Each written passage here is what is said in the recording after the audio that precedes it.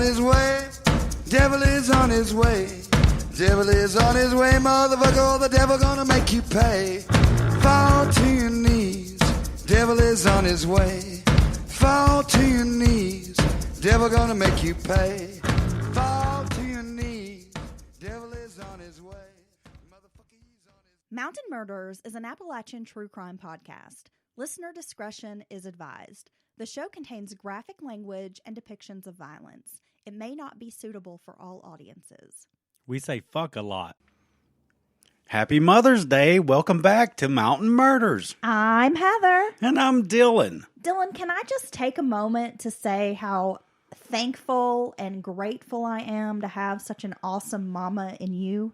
Ooh. I will. I'm very mama-like. You're very nurturing, and you take really good care of me. So thanks for being the best second mama I could ever have. Oh, okay, you're welcome for that. I mean, you make good food. You're very snuggly. You try to take care of me when I'm sick. I'm domestic. Try being the key word there. I do the dishes while I'm cooking. Yes. Wipe the counters down. Yeah. Okay. You're a pretty good mom. Yeah, well, thanks. I mean, you can't remember shit, but otherwise... Yeah. Well, I mean, we would have no toilet paper if you were mom, but... Well, Mom smoked a lot of pot back in the day. Oh, okay. Well, that explains a lot. Yeah. Our listeners understand that. How you doing? I'm doing incredible. If I was doing any better, it would be illegal, let me tell I you. would smack you if you were doing any better. Man, we got to give a couple of props. First, let's shout out our new patron, Jonathan. He is my buddy, supporting the show. Thank you so much, Jonathan. Your support means a lot. Thank you, Jonathan. Also, can we give a big hug to our amazing Discord family? Oh, my gosh. Our Patreon supporters. They are part of this Discord chat. They're like a family. We speak every day. We talk about our personal lives, true crime, just about everything. They are so amazing. They got together this week because you've been sick, I've been sick, and they sent us the most precious gift. Oh, my God. They went behind our back and sent us an incredible gift. What'd they send us, Dylan? They sent us Sherry's berries. Some chocolate-covered strawberries. Some gourmet drizzled berries. And I'm telling you what, they are incredible. Yeah, and then we'll plug them because it's a great product. And you've never seen berries this freaking big. Dylan has been lounging around like an Adonis on a cloud, seductively eating these berries and letting the juice just drizzle down his chin, shirtless, like just really getting into it. And I don't even know where you got the palm fronds from to fan me with. I think our kids are getting tired of fanning. But hey, let's just keep it coming. The little one was complaining her arm hurt. yeah, like back to work. But we do appreciate you guys. Amazing. We have the most wonderful listeners. We really do. We really do. We've had a lot of great feedback lately. And actually, during the entire time we were sick, we're going to quit talking about being sick and down. No, we're feeling better. We're back. I'm frisky. But the entire time we were getting, emails, comments, personal messages, and just it just makes us feel wonderful, and we really appreciate it. Oh, we love you guys. We really do. Oh, my gosh. And it's Mother's Day, so happy Mother's Day to everyone out there. If you've pushed a child out of your vagina, you are special, because that is it's something else. Well, see, that's why I felt funny about accepting your accolades for being a good second mom to you, because I haven't pushed forth a being from my loins. So I had some kind of feelings about that. Sorry. I just couldn't fully accept your my title. Yeah.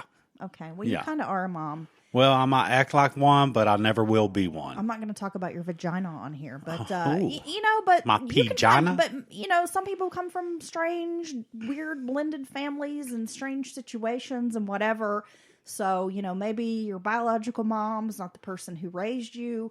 I know we got grandmas, aunts out there, friends, people who stepped up to the plate, and this is your day. I was raised by a yard dog, a very loving yard dog. A nanny dog? She really cared for me. Is that the one you have tattooed on your shoulder? No, that's Goliath. That's my pit bull. Damn it. Don't you demasculate Goliath, you son bitch. Okay. Hey, look, you can do anything you want to me on Mother's Day. I mean, I really don't care, but you leave my tattooed dog out of it. What about your lizard? Can I make fun of your lizard No. on Mother's Day? No, I think people appreciate my classic ink on Instagram. I think they did as well. But some did say, we hope there's some good ink coming behind this. Oh Well, my I'm God. still waiting. I need to finance that. I'm still waiting there, big mama. Okay, so I do know that you have this really... Oh, and Heather, I must say, happy Mother's Day to you directly. Thanks. Because you do have some kids running around. You can take them, please. Yeah. But I will say, I know that you have a really weird, kind of crazy case for us. Well, in honor of Mother's Day, I was thinking, okay, so what exemplifies Mother's Day better than like Mommy Dearest, better than some crazy Black Widow bitch, right? Yes. Okay. In the true crime world, I think that's the way you must go. So we're going to celebrate Mother's Day with one killer motherfucker.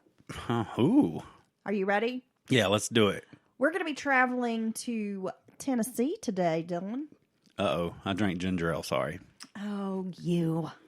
Raynella Bernadine Large was born on October 25th, 1948 to Annie and Dewey Large in Oak Ridge, Tennessee. Wait, this is going to be Mama Large? Mama Large. Oh, my God. Dewey and Annie met in college. He served in the Army Air Corps, being honored with a Purple Heart, and after his discharge, he earned a master's degree in both chemistry and physics. Ooh, smarty pants. So nothing to sneeze at.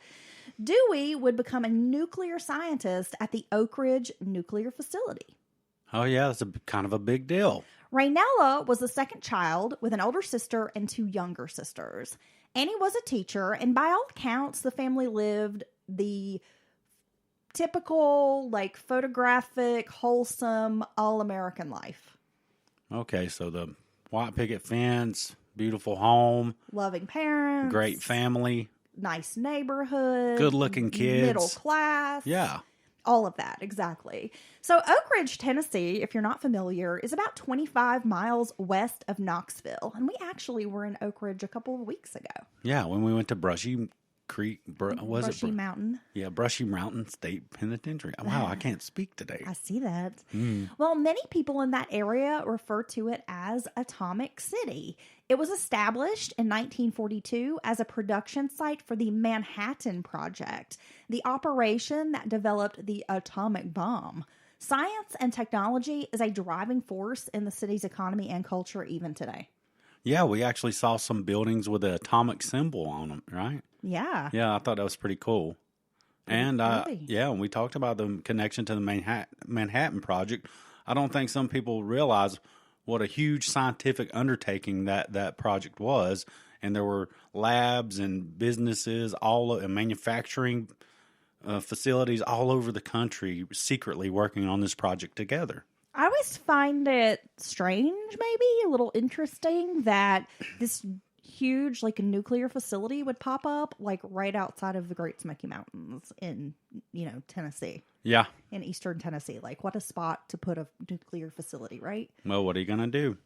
Raynella grew up in a small, safe community in an idealistic home. Her parents attended a Baptist church where she sang in the choir. In 1955, Oak Ridge High School became the first integrated high school in the South. Really?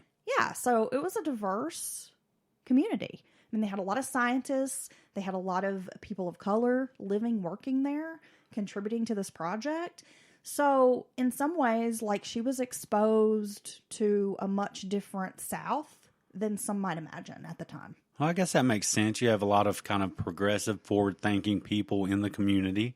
And so I guess that doesn't surprise me that they would try to integrate there first. Raynella's parents valued education, so she was bilingual, learning a second language quite early on. She took advanced courses and played in the marching band. In high school, she was described as a sociable, well-liked girl. Raynella also was into guns and was considered an excellent marksman. Ooh. She attended college at East Tennessee State University, ETSU, where she pursued a nursing degree. She was also on the school's rifle shooting team.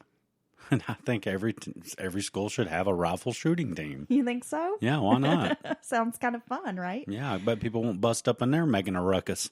It was at ETSU that Raynella met another student, Edward Dossett. Now, Ed had come from a completely different background than Raynella. His mother died when he was a child. Then 2 months later, his father passed away from cancer. Oh, well, that's sad. The orphaned Ed went to live with his aunt and uncle. But despite the tragedy of his early life, Ed was a go-getter and an exceptional guy. He was known for being very kind. Ed was active on the school newspaper staff and a standout athlete on the football field. He even earned a football scholarship to ETSU, which is a pretty big deal. Well, yeah, it sounds like Ed didn't let that tragedy in his life hold him back. If anything, maybe it fueled his achievements. Though he had a high school sweetheart, he had continued dating, well into college. He pretty quickly ended things with her when he met Raynella. And this surprised a lot of people who had expected Ed would marry his high school girlfriend, like a lot of young people of that time did. And because they had seemed so serious. But he fell head over heels in love with Raynella. Like there was just something about her. Oh, something about Raynella. Couldn't resist. Now, eventually, the couple would marry during their senior year of college. Now, this is kind of an interesting little side note here, Dylan. Annie Large, Raynella's mother, did not like Ed Dossett. Even after her daughter married the young man, Annie would spend the next 13 years not speaking to him. What the hell? Hella grudge holder. Damn. She needs get an award for that. Yeah, she wouldn't speak to him. She did not think he was good enough for her daughter. She did not like him. Did not like the looks of him. I mean, that's pretty amazing to, even if you have this, at first you're like, you feel these ways, some type of way or whatever. But then, as you get to know the young man, it sounds like a good young man, kind and, try a go-getter. Doesn't sound lazy. To never warm up to him for more than a decade, that's probably says something about you. Though dysfunctional, we will see that throughout our story, that kind of stubbornness plays out with her daughter Raynella as well. So in 1969, Ed began UT Law School, and he finished in 1972. He inherited his family's farm, his family's Parmesan. He inherited that. It's a really delicious chicken parm sandwich. This parm has been handed down in our family for 6 generations. It's a little moldy now, but it tastes real good. It makes your eyes water when you smell it, but just have you a bite. Yeah, so he inherited the family's farm, where he and his wife would set up household. Raynella worked a nursing job, and Ed would always say he was a farmer first and a lawyer second. His reputation for being a quote-unquote country lawyer was noted.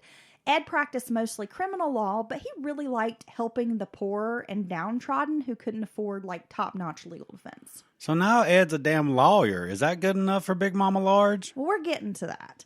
So Ed built the family a new home on the property almost entirely by himself. Now, he did hire an architect to draw up the design, and he consulted with some builders, but ultimately he did all of the construction, even using the lumber from the farm to build their home. I think that's amazing. I don't have all those skills, but I think that's amazing. People still do that to this day, buy a chunk of land. Isn't that so cool? Lumber, mill their own wood, get a portable, shed. I can't, what? They got a little hammer and a nail? A portable mill out there, I guess I'll just call it. And, Like a little sawmill? Yeah, a sawmill. Okay. Let's just go. Moving forward. Jeez. Well, I think there's something to say, or that sort of speaks volumes about someone's character if they've got that kind of commitment to build their own home like that, and just about their character. It shows that he's a dedicated person. When he sets his mind to something, he's gonna achieve it. And that he really wanted to do this thing, build this home by hand for his family, the family home. Yeah, I think something to be proud of. I think it's kind of romantic. And something for his kids and family to be proud of. Yeah. I think it's kind of cool. Well, in 1978, the Dossetts welcomed their first child, Maggie, to the world. It was in 1982 that Ed decided to run for Knox County District Attorney. So Ed's not playing around. He's always moving forward. Raynella worked hard on her husband's campaign. It was then that Ed seemed to finally earn the respect of his mother-in-law, Annie. She began appearing in public with her daughter and her son-in-law at these campaign stops, posing for photographs. She's finally conceded. When Ed won, the local sheriff gave him a gift, a 5-round pistol, and told him, you might need this for protection because you're going to be putting away bad guys. They may be after you at some point. But Ed wasn't really a gun guy and just kind of dismissed it. Yeah, and his wife can pick off a gnat at 300 yards with a rifle, so he doesn't need to be the gun guy. A little sharpshooter. Well, in 1983, the Dossett son, Eddie Jr., was born. Ed's work with the Knox County DA's office was busy, and he focused a lot of attention on his legal obligations. Raynella was still working as a nurse and raising their small children. Ed's secretary, a woman named Kay Walker, and her husband Steve became close friends with the Dossetts. While the couples often double dated, spent time together, but when Kay became pregnant with her first child, she left her position at the DA's office. So even after Kay departed his office, Ed spent a lot of time with the Walkers, mostly because he was fucking Kay. Yeah, they were having an affair. Damn it. They was fucking Dylan. That does take I just wanted time. to say that. I just wanted to make it gross because it is gross. Time, doesn't it? To swap body fluids with people. Yeah. Well, I don't know. It don't take a lot of time sometimes. They're like probably on the desk and there's documents and they're just sweating and like soaking these legal documents with like sweat. Ooh, I remember your desk at work. You do? Yeah. It was really messy. I have shit everywhere. I'm very disorganized. Yeah, well, you know, I have organized chaos. For 5 minutes, it wasn't messy. You know what I'm saying? Okay, we're not going to talk about that. Hey, getting personal at Mountain Murders. That was one time. That was real, though. I ain't never done that before. That was one time, and you know it was not 5 minutes. It was more like a minute. It was hot.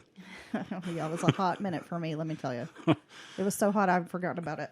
Raynella and Ed had their third child, Katie, in 1985. And though Ed had no desire to break up his marriage, Kay was said to be very much in love with him. Really?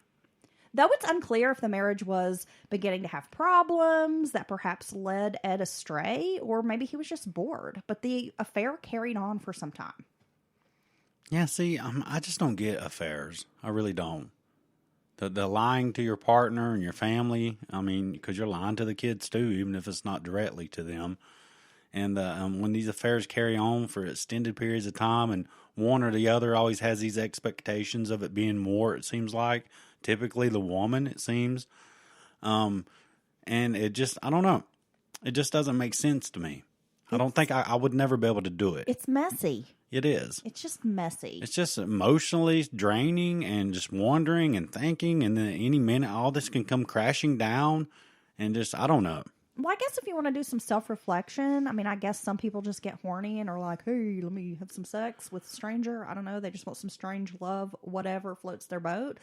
But I feel like if you're at the point in your marriage where you're willing to step out on your partner, then you need to examine like there's got to be some deep-rooted issue there, whether it's intimacy or communication or that you aren't happy, whatever. But it just seems really unfair to do that to another person. I guess that you've made this commitment.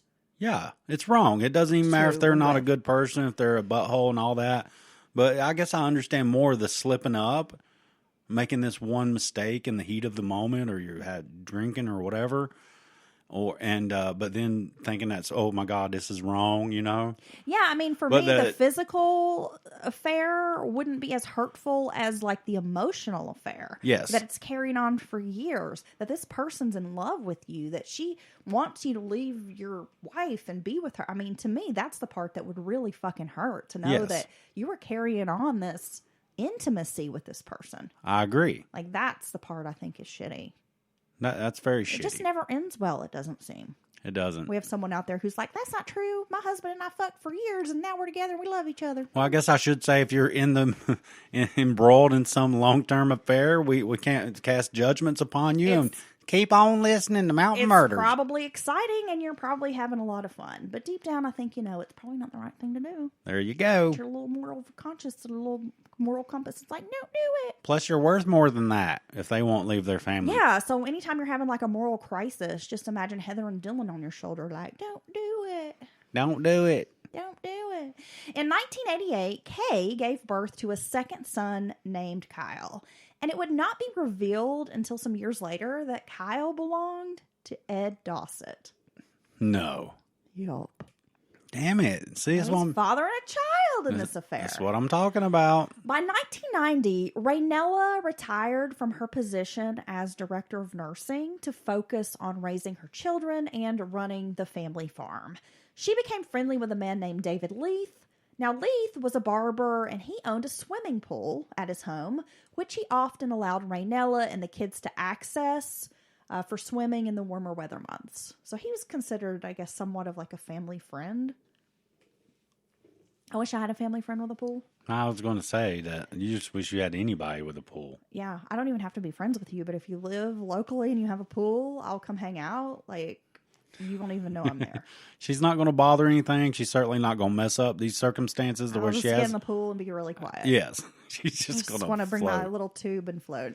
She just bought a donut float. She doesn't even have a pool to put it in, but just in case, she has a new float. I know it looks like it has sprinkles on it. Yeah. I also think I still have a llama float somewhere. I know that you do. Yeah. So Dave Leath was a high school dropout who owned a barber shop in town. Now, some were surprised at Raynella's friendship with Dave because she had a reputation for being a bit snobbish. Well, I that wouldn't surprise me, given her where she came from and how her parents acted. She's an uppity bitch. Yeah. Well, Raynella's parents really valued education, so often Raynella seemed to look down on those who didn't attend college or, you know, weren't quote-unquote as educated as she felt she was. Dave had been married, then divorced due to his philandering, and it was with his second wife, Debbie, that he'd built this house that had this pool. But not long after they were married and whatever, she left him for another man. Well, So I guess that's like a payback for his philandering, right? so that's what happens. You start this cycle. I'm going to hurt you before you hurt me bullshit. Yes. It's not good. Now, where am I? Okay, so I lost my place there for a second, guys. Sorry. In a wood chopping accident, Dave actually had an eye injury that was pretty serious. He detached his retina. Damn, Dave. And so he had some issues with this eye injury, and he was incredibly self-conscious about this eye injury, often wearing sunglasses to hide it. Sounds like it has some kind of apparent, you can see it, maybe a lazy eye kind of going on. Yeah, Something or maybe like it's that. like the milky eye. I couldn't quite, I tried to figure out what it was, and even in photos I couldn't quite tell, but he definitely had some insecurity about this eye injury. Damn, that got out of control. That's scary. I feel like an eye injury is super scary. Oh, yeah, it totally freaks me out to think of an injury, not just to my eye, but like a devastating injury that kind of affects your eye for the rest of your vision life. is just so important. It is. I mean, I have to wear glasses, and when I don't have them on, I'm like, oh my gosh, I'm so blind, and stumbling around and can't read stuff and can't see stuff. And so I'm imagining how horrible it would be if you really didn't have, because I'm exaggerating. That's like what I know it's time to go to bed when you take your glasses off and hand them to me to put over on the nightstand. I'd be like, oh shit, the fun's over. She ain't looking at this no more. I'm not looking at you anymore. She ain't gonna sit and look with me no more. Oh gosh. Don't you bring my eyeglasses into this, Dylan. So he's incredibly self-conscious about this. And I should also mention that Dave is pretty vain. He's a man who had hair plugs, he worked out regularly, and even had a tummy tuck and a facelift. Oh, damn, Dave. Physical appearance was very important to him. Okay. So I could see a droopy eye affecting his self-esteem. So, who's to say that's a bad thing? It's not. Some people really take, their physical appearance very seriously. Good for him. He's well-groomed. He wants to look good. He wants to have the hair plugs. He wants to smell good. Perfect. He had a daughter. Her name was Cindy. And when she delivered her first child, Tyler, that was his first grandson, he absolutely adored this little boy. That was his little buddy. He loved being a papaw. He was all about his little grandson. Now, in 1991, Ed Dossett started experiencing some medical problems. Started with extreme stomach pains. Uh-oh. This just kind of went on and on. And during a meeting, he even told some of his colleagues, "My wife is trying to poison me," which people shrugged off as like a joke. I mean, people knew Raynella and that she was kind of a bitch, but, you know, they were just like, he's just joshing. Well, yeah, I mean, if somebody said that, you'd be like, oh, yeah, okay, whatever, or something.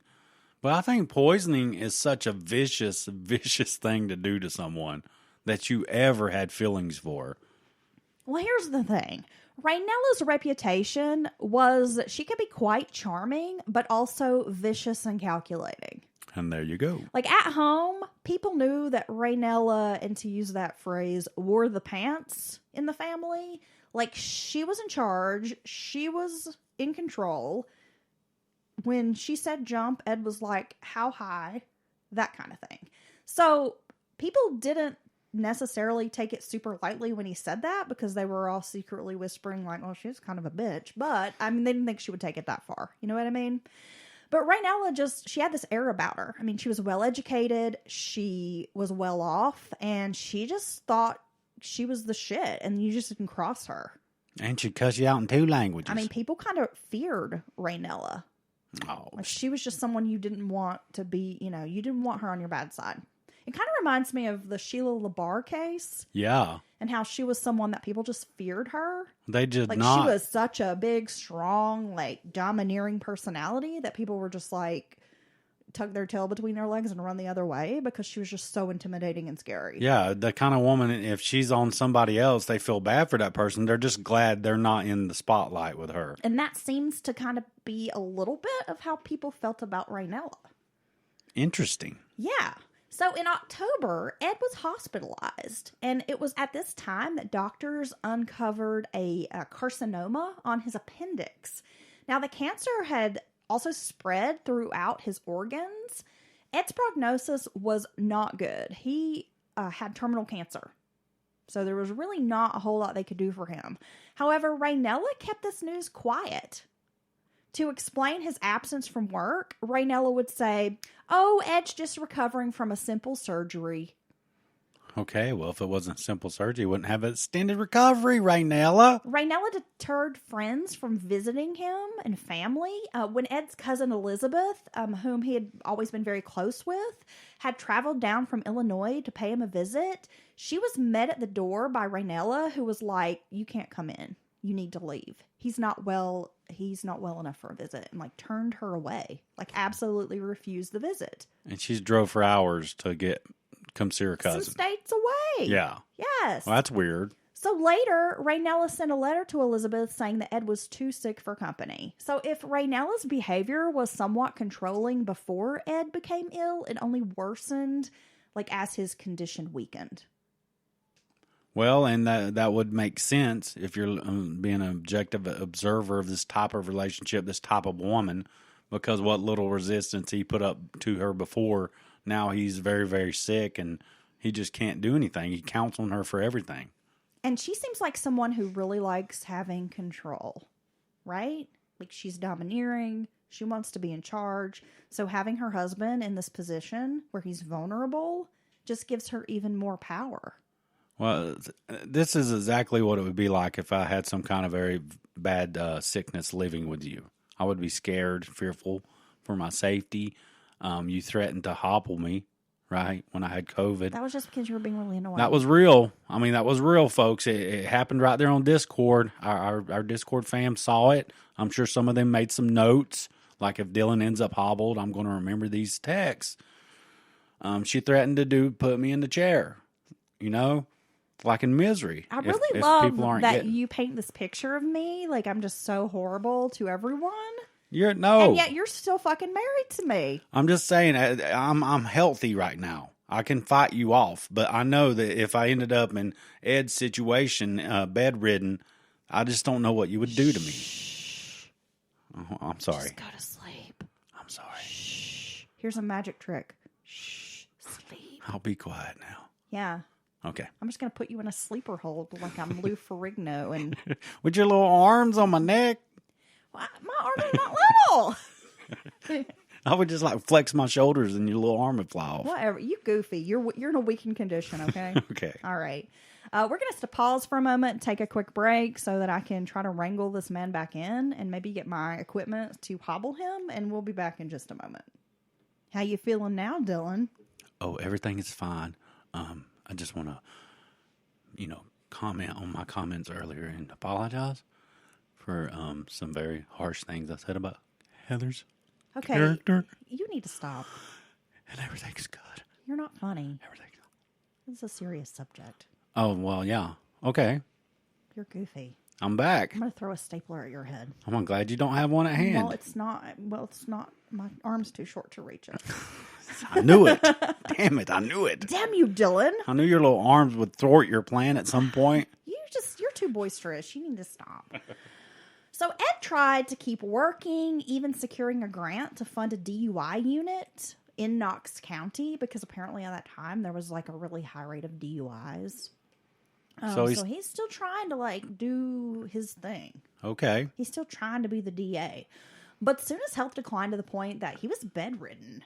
On July 9th, about 3:30 p.m., a phone call was placed to 911. Now, instead of calling for an ambulance herself, Raynella called the local market and asked if they could call an ambulance for her. That's strange. Yeah. Now, she claimed that her husband Ed had no pulse when she found him by the corral on the property. She claimed he had been trampled by cattle. Oh. Now, later people would have some questions. First, Raynella was a nurse and seemingly administered no type of aid to her husband. Yeah, and she was like director of the nurses, or she was way up. She was director of nursing. It wasn't like she was some first-year nurse who might have nerves about it or something. Right. Now, secondly, her weird phone call to the market instead of 911 also raised eyebrows. Because people were like, well, why didn't she just fucking call 911? Yeah, that's weird. I mean, because then you're going to explain the situation to the people at the market. Why do we need to call an ambulance? It's just adding a lot of time to the emergency. Yeah. Well, that's the thing. Was it to buy time? Very strange. Now, when emergency workers arrived, they found Ed Dossett dead. Family and friends were baffled. Ed had been bedridden, he was weak, and in and out of consciousness in the weeks before his death. Some noted there was a double indemnity clause in the life insurance policy, and the death was ruled an agricultural accident. And there was some suspicion that perhaps Raynella had dragged her husband's body down to the cattle yard after he died, just to cash in on that money. But investigators, they knew Ed, they knew her, and were kind of just willing to look the other way, thinking, well, this will help his family. Wow, that's pretty wild. They have those connections. So yeah, I mean, so as far as his friends and family know, he's basically bedridden, definitely not outside the house working the animals. Yeah. So that's very strange to them for him to be down by the corral, supposedly trampled by cattle. Right. Okay, that's weird. An investigator dropped looking further into the case, not wanting any type of political blowback. So there were actually law enforcement who thought it was weird and really thought it was more than an accident, but they also didn't want to shake the boat or rock the boat because they knew that this could not be good for them. Well, good just for the local community, the local law enforcement, and the courthouse and all that. It had a lot of ramifications, possible implications, or rather. Wow, I'm trying to sound like a lawyer. Well, or something. we've all heard those stories about these southern towns and this good old boys club. Yeah. And if you're in, you're in. It's true. And this just seems to be one of those situations where you got this good old boys club. Ed was a good old boy. His wife's part of that just by association. And they're willing to do whatever to cover up for their friends. Just to not cause a big stir, news stories, or sully anyone's name. Yep. Wow. It's just, wow. The more we get into this, you're going to be like, what the hell? So Ed Dossett and his wife had friends in high places. So when the medical examiner performed an autopsy, it was noted that Ed's sternum had an injury. His ribs were fractured. He had ruptured lungs, multiple tumors like throughout his body, and a few abrasions. However, the injuries did not jive at all with a cow trampling. Really? There was nothing with these injuries that would have indicated that he had been trampled by a cow or multiple cows. I mean, she was making it sound like it was a fucking stampede. What? What the hell? Plus, people were like, unless it was a legit like stampede, and we're talking about like something you'd see in a movie where it's like 500 cow or buffalo like running, that if they were just coming out of the corral, they wouldn't have stepped up. Like, they probably wouldn't have stepped on him. Like, that cows wouldn't do that unless maybe they were frightened, like a gun had gone off or there had been something to like startle them. Oh, so like they might actually go out of their way to step around him. Yeah. If they're just coming out under... But even if they had been startled by something, it just didn't really make sense to the people who were looking into this. And now, I've been on farms with cows, but I'm no dairy or cattle farmer, so I don't know how true those statements are. So I'm relying on these other people who seem to have more knowledge of that than I do. But yeah, I mean, he just didn't seem like he was trampled by cows. You would expect somebody to be really fucked up if like a 600-pound heifer like stepped on them a few times, right? Well, yeah, let alone over and over and over. Right.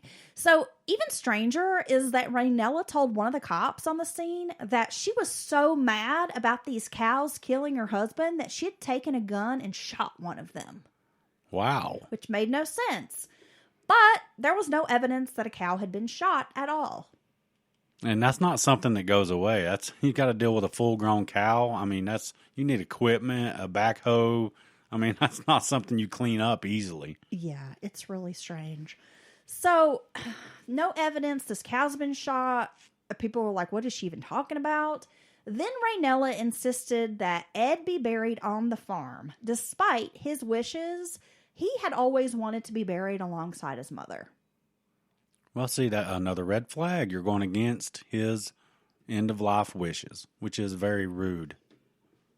I mean, I think that's very disrespectful. I agree. Even if someone tells me over and over what they want, and I know in my heart that's what they want, I'm going to try to go do that for them, even if it's not on paper. To add further confusion, Raynella's behavior at the funeral was peculiar. We've seen this before, Dylan. Friends noted her indifference. She didn't act like a widowed woman, but was rather chatty, buzzing around like nothing had happened. When someone would offer up their condolences, she would say things like, oh, well, if he'd stayed alive, he would have had to undergo a lot of operations. It's probably weird. better this way. That's weird. Her callous attitude rubbed a lot of people the wrong way. Reminds me of Barbara Stayer when we did the Barbara Stayer case. And her first husband passed away, and she just was like, whatever. It was like a social event, like Yeah. a party. Yeah. Yeah, and you're chatting it up, laughing at people's jokes and stuff. It's weird. I mean, I know people handle grief in all kinds of strange ways, but I've honestly never known a woman or a man to lose their spouse of, 10, 20, 30 years and just be so like, la la la about it. People do handle it in different ways. Even if they're trying to put on a strong front, it's like you can still see that sadness behind their Right. eyes. The trouble is there, the sorrow. But also people who don't care for this person, don't love that person, or very likely had something to do with their demise, act a certain way too, it seems. They do. Yeah. So Dave Leath, remember he's the guy with the swimming pool? Yeah. The barber. Yeah. Yes, the barber of Seville, Dave Leath. Okay, so he had been a pallbearer at Ed's funeral. In August of 1992, so a month after Ed's passing, Dave asks Raynella on a date. That's weird.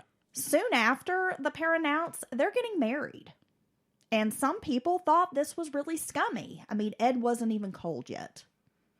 Yeah, well, I mean, it's That old Southern phrase, he ain't even cold in the ground yet. He's not. Yeah, I mean, everything. I mean, the state has literally not even played out and been officially settled through paperwork and stuff. That just seems very strange to me when people move on this quickly. I mean, Dave willingly signed a prenup agreement when he married Raynella, And it was in January of 93 that they got hitched. And like I said, I mean, people were just like, this is not right. Like, this is not cool. It really sat badly with people who knew them. He sold his house and moved to the farm. And initially, the pair seemed very much in love. Like, they just couldn't get enough of each other. Makes me wonder, were they having an affair all along? Yeah, well, that's what I was thinking. When she was swimming in his pool. She was swimming in something. She was wading in his deep water. Wow. She was taking a jump off his diving board. Ooh, he had an extended diving board. Head first. Yes. Yeah. I don't know any sexy things to say about pools. She was probably wearing like one of those mom swim dresses. Ooh. Because this is like the 90s and they hadn't quite come up with a tankini yet. Yeah. Yeah. And Ed's just, or I'm sorry, David. Is it Dave? Dave. Dave's just like, that'll look great crumpled up beside my bed. Probably wearing a red Speedo with a gold chain. Oh, gross. Because he's like all buff. He's all old man buff. Yeah. Okay. However, Dave's daughter Cindy almost immediately began to see some red flags. One time she found her dad crying in his truck, and when she asked him what was going on, he explained that he and Raynella were having some problems, but that it would all work out, not to worry about it. Raynella slowly began alienating Dave from his family and friends as well. In December of 1994, another tragedy struck. And I have to say, as much through this case as I grew to dislike Raynella, I mean, this genuinely made me feel really sorry for her because this is a super sad story. So it was in December of 1994 that 15-year-old Maggie Dossett and her 11-year-old brother Eddie decided to take the family farm truck out for a drive. Maggie had a learner's permit, but she was not accompanied by a licensed driver at the time. Eddie was not wearing a seatbelt, and less than a mile from the Dossett family farm, Maggie ran through this intersection, and in the midst of this crash, Eddie was thrown out of the vehicle. Oh my gosh. A neighbor who witnessed the accident drove to the farm to pick up Raynella and bring her back to the crash site. And since the law enforcement officers on the scene had known her, the report was written to say that Maggie had been in the vehicle with her mother, Raynella. So, once again, she's getting special handling with her situation because she knows her connections. Yeah. There was another neighbor who saw the whole thing play out as well and knew it was a lie, but he later said he was too afraid to speak up because he was a black farmer and she was a white woman, and he knew they wouldn't take him seriously. Well, unfortunately, he's probably right. And also, people were just fucking afraid of Raynella and what she would do. She, once again, was able to wield her power and influence. So it goes from her daughter being in a lot of trouble to, oh, it was just an accident with this new driver with her mom in the truck. Yep. Well, her son Eddie, the 11-year-old, died. He passed away. And the family, especially Raynella, was devastated. But visitors were a bit stunned by Maggie's behavior. The 15-year-old girl seemed unfazed by the accident or her role in it. Well, yeah, she's certainly not learning about responsibility and taking a good lesson from this, what she did wrong, why she shouldn't have done it. It sounds like she's taken a page out of her mother's playbook as well. The district attorney even urged charges be filed against the other driver and not Maggie. Well, see, now that's a step way too far, I would think. However, from what I could gather through research, the state troopers that were involved did press charges, which in 1995, this case went to juvenile court, but ended up being dismissed. So Maggie Dossett walked away without a charge at all for essentially killing her brother. So sad. Even if it's an accident, like, well, she was still responsible for this. Her negligence caused his death. I mean, there's no way around that. Yeah. In 1994, Kay and Steve Walker, now remember Kay is the former secretary and Ed's his mistress. His love nest at work. Yeah, his mistress for Christmas. So they are engaged in this contentious divorce battle. It's revealed at that time that Kyle, the boy Steve had raised, actually belonged to Ed Dossett. But Steve didn't care, though. He had raised Kyle, considered the boy to be his son, so this revelation didn't really make any difference at all to him. Well, and he's a good guy for that. He's like, I love him. He's my boy. I've raised him. I don't care. Yeah, and that's the way you should view that, honestly, I think. Raynella had a friend call up Steve Walker and say, hey, Raynella wants to set up this meeting for you. She wants to talk to you. So in April of 1995, Steve Walker went to the farm. The pair had an in-depth conversation for about 2 hours regarding the child's paternity, the affair. Raynella confided that she had known all along that Kyle belonged to her former husband and that she had known about this affair for years. That was not a surprise to her at all. About a week later, this is where things get really weird, Dylan. Okay. Again, I'm just going to be like, this bitch crazy, okay? About a week later, Raynella called Steve at work to say she'd found some documents showing that both boys belonged to Ed Dossett. Really? She asked Steve to come to the farm right away so she could show him. She even went to pick him up at work, had him leave work and go with her. They drove back to the farm, and as they passed the area where Ed was buried, Raynella said, I'm sure you're mad at Ed. You can piss on his grave if you want. Okay, that would be disturbing. And yeah, well, Steve thought that was really strange. It made him very uncomfortable, and he was just like, WTF. So Steve follows Raynella inside the barn, and she points to this bucket and tells him there's some documents and paperwork in that bucket. Okay, can I just say your filing system is very interesting. It's a little outdated. It's outdated. People stopped using buckets to keep paperwork a long time ago, Raynella. She should get a Filofax or something. Jesus, get a drawer. Why are we in the barn, period? Get a drawer. Why are we in the barn, period? For real. I mean, seriously. You don't conduct your business in the barn? No. Well, I thought we would go in the house. You're not a country lawyer then. You could have brought the documents with you to my work where you just had me leave. We're going to have a consult about your upcoming divorce. Just meet me in my barn. I'll be the one back there milking the cow. Little old Bessie. She's a good girl. She makes a lot of milk, but I got a real pull and tug on them udders. You know what I'm saying? They're getting worn out. Okay.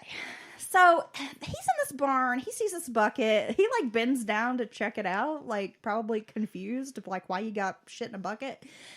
And as he looks up, Raynella is standing there holding a gun.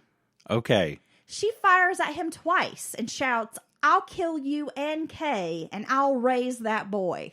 What the hell, dude? Steve takes off running like any person would probably do in the situation, and he manages to slip into some woods behind the barn. Raynella is looking for him. She even goes and gets in her car and is trying to follow him, like trying to drive along and find him. With the headlights. Like firing another like shot at him. At some point, he falls to the ground, and Raynella tries to fire at his head, but she misses because she's out of bullets. Damn it, thank goodness. Then, Steve says her entire demeanor changes. She instantly seemed cool and collected, telling Steve he'd better come back to her house. We need to just go back to the house and talk about all this. Yeah, will you stop shooting at me?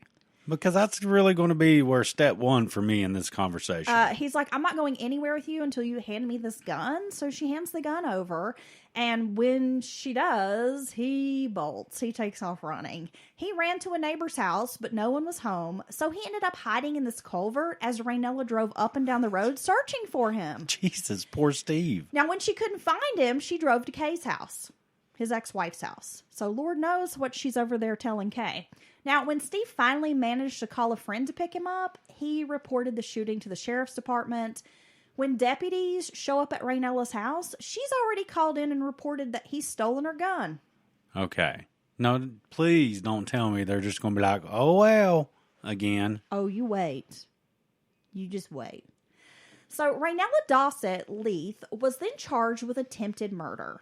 She made the $10,000 bail, and Steve was terrified.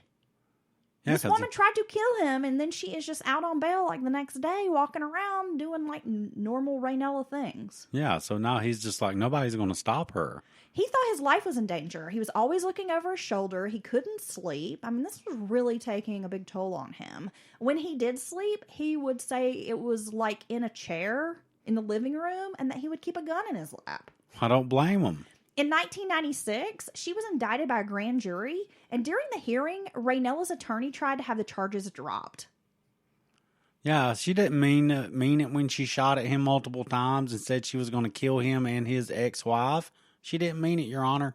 And the entire time she was standing before the judge, she's like standing there all impatiently, huffing, sighing, rolling her eyes, making these like faces like, oh, this is stupid.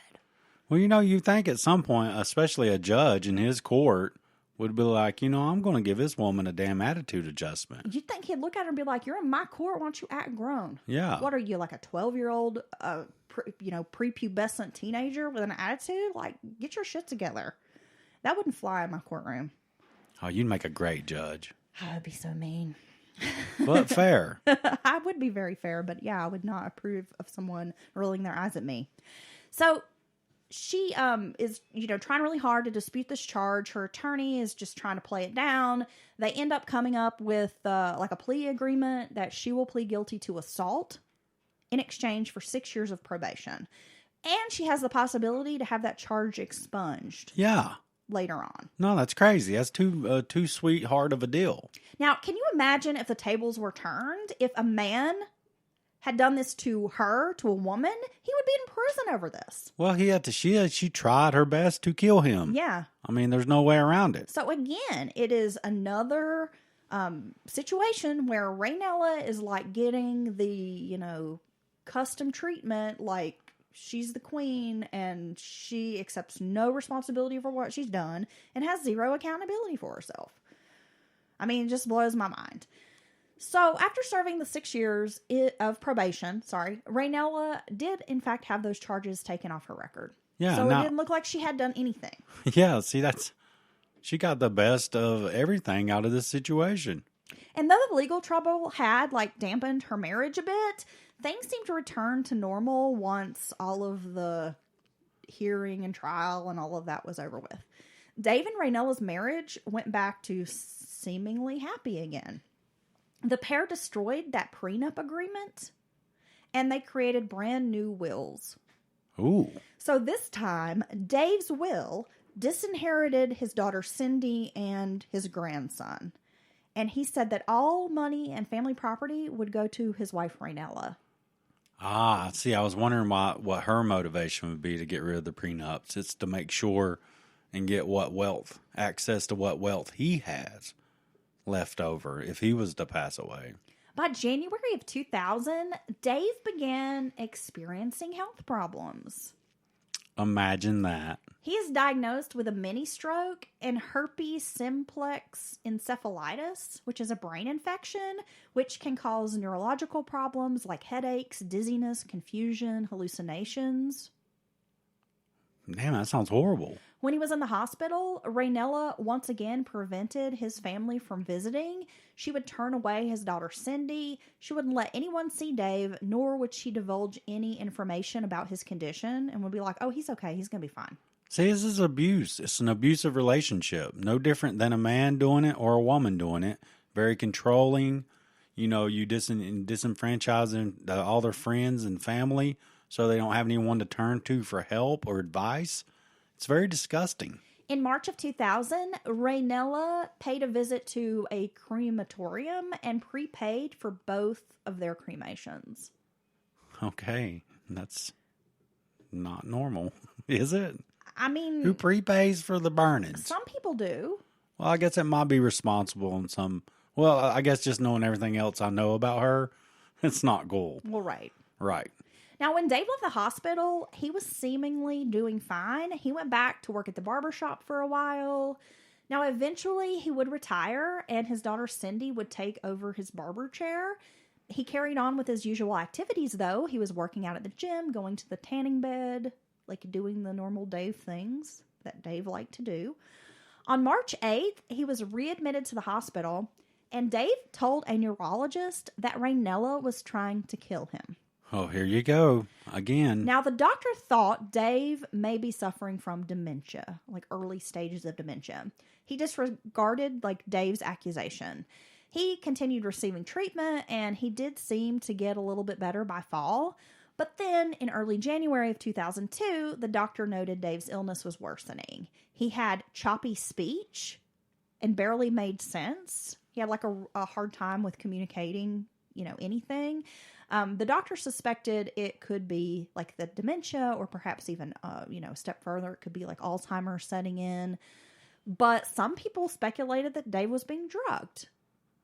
Well, I guess he had his daughter thought, that serious infection, encephalitis in his brain and stuff. And doesn't surprise me the doctors are like, this could be causing these other things to accelerate or an onset of these other conditions. But yeah, I mean, it doesn't surprise me that some people in his life thought that that Raynella's doing something to him. Around the same time that Dave was in the hospital, Raynella underwent a hysterectomy and a double mastectomy. She didn't tell her husband or anyone else that she had cancer. Control. I can hide this from people. They don't need to know because it's none of their business. It's really strange. It's like she has this pattern of like not wanting to address or discuss illness and just trying to hide it from people. And I don't know what that's about. I'm sure there's some psychology behind that, but it's very strange. It's really strange because she's done this with both husbands and even with her own health. When Dave learns that his wife's also in the hospital, having had this hysterectomy, she didn't want him to visit. She wouldn't allow him to visit her. Okay. Not how your wife should act. During the same time, Dave's mother had ovarian cancer, and Raynella acted like it was no big deal and like, oh, Dave, you don't need to visit your mom. She's fine. I'm going to go see my mama, Raynella, damn it. Okay? You're not going to stop me from going to see my mama. No shit. I mean, your mother has had a few health problems of late, and I've been telling you, I've been on you, like, you need to go visit your mama. Yeah, well, I mean, of course you're going to go see your mom. Like, you need to go do this. Like, it's important. Wouldn't let someone stop me from doing that. No, and I can't imagine trying to prevent your partner from, like, not seeing their sick parent. That just blows my mind. On March 11th, around 9:30 a.m., Raynella went to visit her mother-in-law with flowers. Now, this was extremely unusual because Raynella, like, had nothing to do with her mother-in-law. Like, absolutely nothing. And often prevented her husband from having a relationship with his own mother. So it was very strange that she goes to the hospital to visit. Now, afterwards, Raynella calls Cindy, his daughter, and asks, have you spoken to your dad? Well, Cindy thought this was odd, and she was like, no, I haven't talked to my dad. So when Raynella arrives, when she arrives home, it's about 11:30, and she places a phone call to 911 regarding her husband, David Leath. He was in bed with a gunshot wound to the head. Oh, my God. Investigators on the scene found the death very suspicious. Raynella began talking about Dave's dementia, depression, how suicidal he had been. She pulls out a journal where she had been, like, detailing his odd behavior and his depression. So, wow, so convenient. She has this information available for us. When his daughter finds out that her father has allegedly killed himself with a gun, she said there was no way. Her dad, Dave, disliked guns and was afraid of them. So Dave wasn't into guns at all. And that, Raynella being into guns and handling guns, like, made him feel really uncomfortable. And that he did not, like, want to have anything to do with a gun. He didn't want to be around them. He didn't want to be around Raynella when she was cleaning a gun. Like, he just did not like them at all. So what she's saying, if he was depressed enough to kill himself, it wouldn't be with a gun. No. Okay. Absolutely not. Now, Dave had been shot above the left eye with his left hand, and he was right-handed. I don't even know if that's possible with your thumbs and shit. Right? I mean, trying to turn it is very strange. Quickly get into angles holding guns. I've seen this many times where you actually couldn't operate your hand because of the strange, angle that the gun would have had to have been fired in.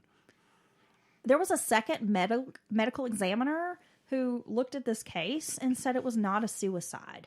Also, Dave didn't believe in cremation. He felt it was a sin, that he just did not believe in it and thought it was wrong. So his family was shocked when Raynella had him cremated as fast as she could. Yeah, she done prepaid for it.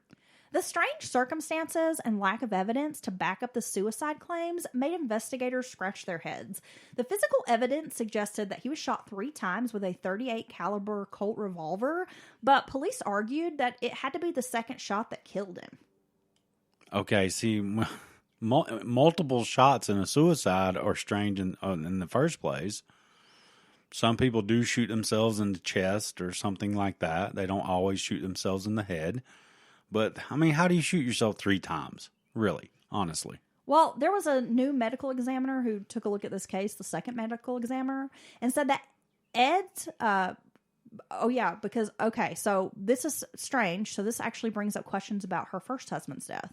So they get a second medical examiner, not the first one that did the autopsy back in the day, but like a brand new one. And we're going to get into problems with this medical examiner, like the original from back in the early 90s. That doesn't surprise me.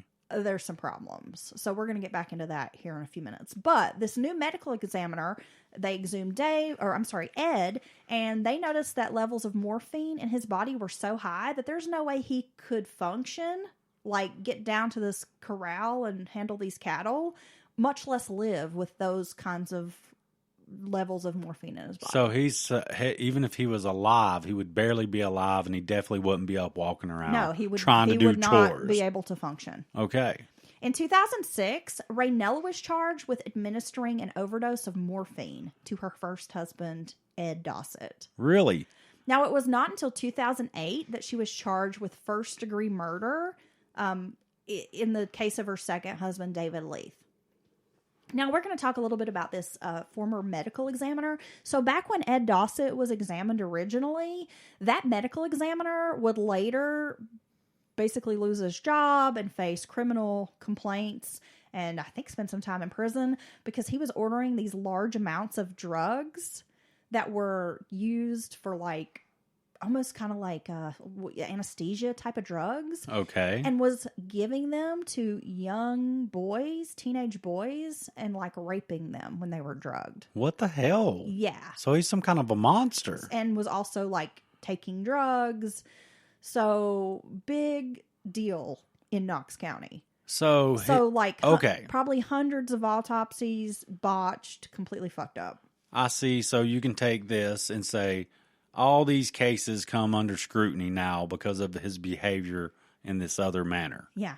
Wow. Okay. Right. So new medical examiner comes in, reopens Ed's case, and is like, yeah, this guy screwed the pooch.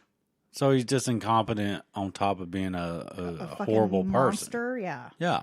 So in 2009, Raynella went on trial for the murder of her husband, David. Now, throughout, she maintained that David had killed himself, denying any involvement in his death. The jury couldn't reach a verdict, so the judge declared a hung jury. That's declared every time I'm on the jury. I mean, I hate to say it. You are the hung jury? Yes, they quit. They was like, look, sir, we're going to have to stop bringing you on the jury, honestly, because it keeps being a hung jury. Well, if you can put that big thing away, we can continue. Let me reel that thing up. Let's finish this. You gotta like roll it up like a fruit roll up. It's long and flat. It's weird. it's very strange. It's not. It's perfectly fine. We've just lost about 500. No, I'm saying it's perfectly fine, normal looking, and there's nothing weird about it. It's not like an Epstein, egg, Peter, none of that. The majority of our listeners are female, Dylan, and I don't think they care about your dick. Oh, I was going to say penis. Whatevs. Okay. If I'm moved up into the category of dick, I'm feeling pretty good about that. Because you are a dick. The prosecutor, went ahead with another retrial, which was in 2010, and he presented evidence that David had been drugged with medications similar to those given to a patient that was undergoing surgery. Again, these levels of medication were so high, there's no way someone could have been on those kinds of drugs and then shot themselves. Like, just didn't make sense. They found bullets lodged in, like, the headboard, the bed. I mean, it was... Dude. Yeah. It's so not a suicide. Right. On January 25th of that year, 2010, she was found guilty and sentenced to 50 years in prison.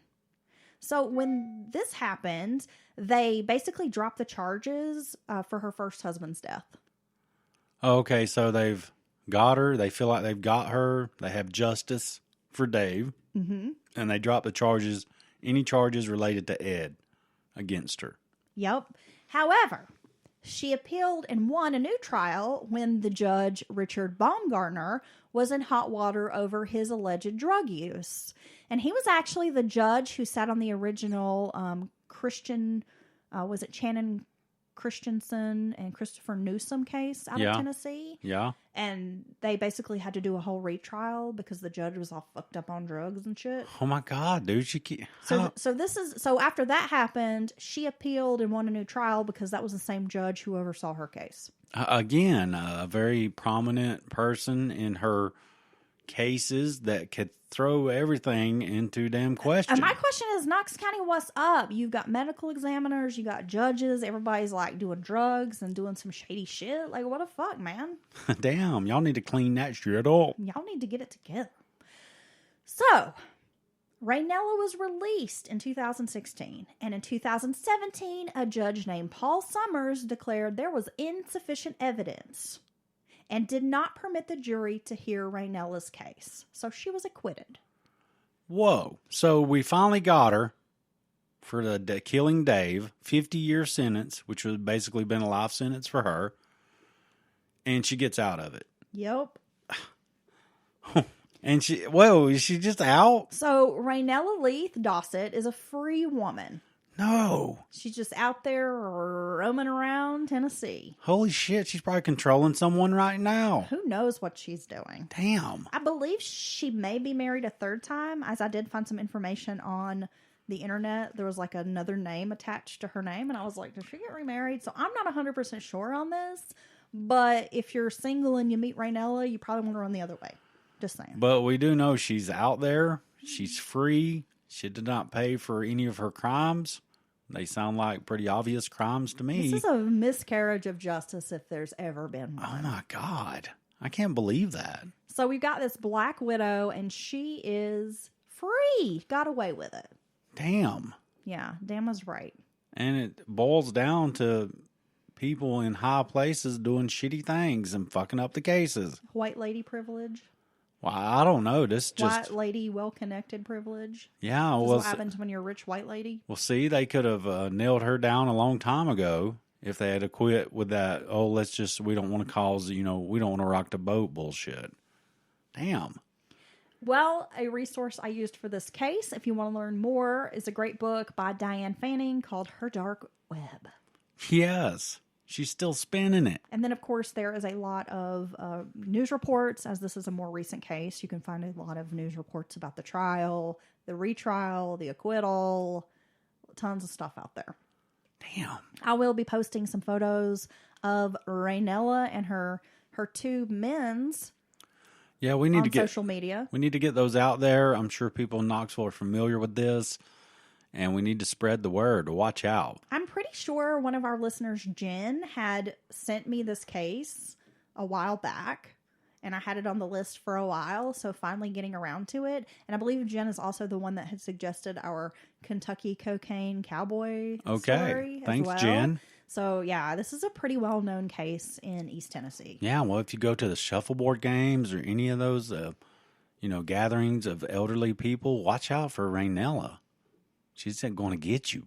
I have to say, she's a person that in her older age reminds me of like a cartoon witch. Really? Yeah, she's got like this little sharp pointy nose. Oh. And I just every time I see her photo, I just imagine her with like the big floppy black witch hat. Yeah, and doing the cackle. She kind of reminds me of like the Wizard of Oz witch or something. Okay. Like, you didn't age well right now because you look like a scary cartoon witch. Well, yeah, at least she didn't age well, I guess. Like you're going to push the children in the oven and force them to eat the poisonous apples. Oh my God, I bet she's started a daycare somewhere. Gosh. It's like, my kids come home, they don't say a word, they're just quiet as a mouse, they don't act up, they're just really scared to death their daycare teacher's going to get them. They're really docile. Yeah. All right, well, there we go. So we have 2 dead men and a third that she tried to murder. Yeah. Yeah, but she didn't mean it. So I feel justified in my previous statements that bitch be crazy. Bitch be crazy. This bitch be crazy. I feel justified in saying that as well. Well, thank you for tuning in to this special Mother's Day edition of Mountain Murders. I'm Heather. That's Dylan. You can find us on Patreon. If you would like some more bonus content, sign up, join our Discord chat. We have a lot of fun there. You can also find us on Instagram, Twitter, Facebook. And if you're feeling really froggy, you can drop us an email. Dylan, how can they reach us? You can reach us at mountainmurderspodcast@gmail.com. You're so good at that. Ooh, I got that one down cold. Practiced it. Yeah. All right, you guys have a great week, and we will be back on Wednesday with a brand new Offbeat. Yes.